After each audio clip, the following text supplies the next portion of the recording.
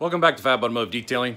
This very quick video, I'm going to show you guys it's like a 5.5 month update on the Jeep Grand Cherokee, the NanoCare Banana Cream Wax by Malco. It is raining. It's kind of early in the morning here, but it is raining, so I want to show you guys what the beading still looks like. It's still working really well. Not as well as it was, that's for sure.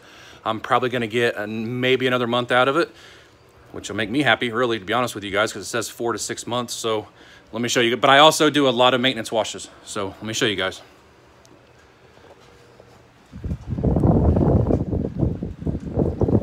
It's probably really windy. It's probably hard hearing me, but the wax is still holding up really well. I'm out here in the rain with my phone, so I'm not gonna stay out here very long. That's why I said it's gonna be a quick video. The Jeep is actually absolutely filthy. I'm surprised it's beating the way it is. There's mud and stuff all over from my wife's work, but.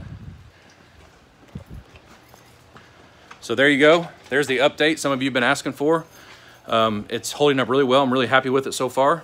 So once again, I highly recommend this product. And I hope you guys enjoyed this video. This update, like I said, it's been about 5.5 months.